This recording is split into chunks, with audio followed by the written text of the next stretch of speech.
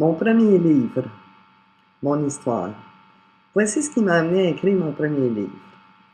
Je n'avais jamais eu l'idée d'écrire un livre avant que j'aille pour la première fois de ma vie faire une croisière dans les Caraïbes.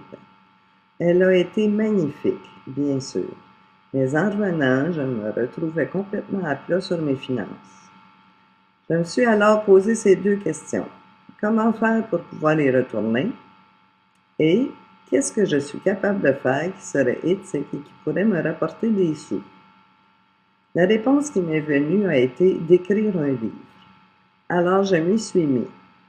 J'ai coupé toutes les communications, sauf à lui donner mes cours au cégep. J'ai regroupé les documents nécessaires et j'étais partie. Intensivement, je l'avoue. Quelle était ma situation? J'avais travaillé 10 ans en industrie et 10 ans en enseignement. J'enseignais dans une technique monoparentale à travers le Canada qui s'appelait Technologie et gestion des textiles finition. Ce cours était donné au Cégep de Saint-Hyacinthe au Québec. Il n'existe plus aujourd'hui. Nous avions de beaux grands laboratoires et tout l'équipement nécessaire pour pratiquer ce métier. La seule information disponible sur laquelle se baser se trouvait dans les articles d'experts américains surtout, ou encore celle des compagnies allemandes qui nous fournissaient les colorants et les produits nécessaires aux différents procédés. Alors, à chaque début de session, je devais faire photocopier une cinquantaine d'articles en anglais que je distribuais à mes étudiants pour soutenir ce qui était vu durant les cours pratiques et théoriques. Ainsi, en 1998, j'ai créé mon livre que j'ai appelé l'ABC du textilien. Tout y a été traité, en partant de la fibre, selon la sorte, de la façon de la traiter, de la colorer et de lui donner la finition désirée. La fibre de coton, de laine, de polyester, de polyamide et autres, ou de tricot. Tout cela du point de vue industriel. J'ai traduit les bouts d'articles qui nous étaient utiles. J'ai compilé toutes les informations nécessaires à un textilien. Le mot textilien n'existe pas, mais il signifie les amoureux et surtout les utilisateurs de textiles. Je l'ai vu terminer bien avant qu'il le soit. Certains appelleraient cela aujourd'hui de la prévisualisation.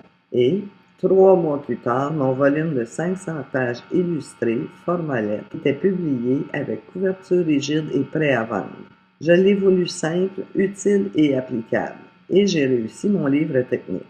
Mes collègues d'expérience, j'étais la plus jeune, s'en servaient aussi dans le cadre de leur cours et l'appelaient la Bible du textile. Conséquent, d'abord, terminer la pile de photocopies à faire avant chaque session. Et le livre leur servirait durant les 3 ans de leur formation et surtout durant toute leur carrière. Certains s'en servent encore malgré la disparition de presque toutes nos usines textiles. C'est ce que j'appelle joindre l'utile à l'agréable.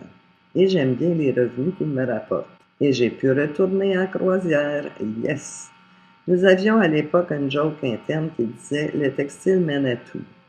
Car nous avions, même à l'époque des beaux jours, un textilien devenu avocat, un avocat devenu textilien, un autre directeur du zoo, d'autres en politique, etc.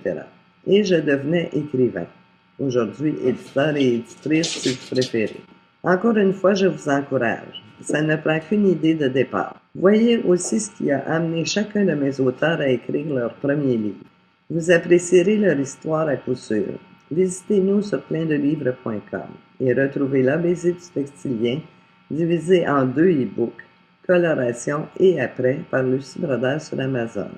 Vous trouverez les liens ci-bas.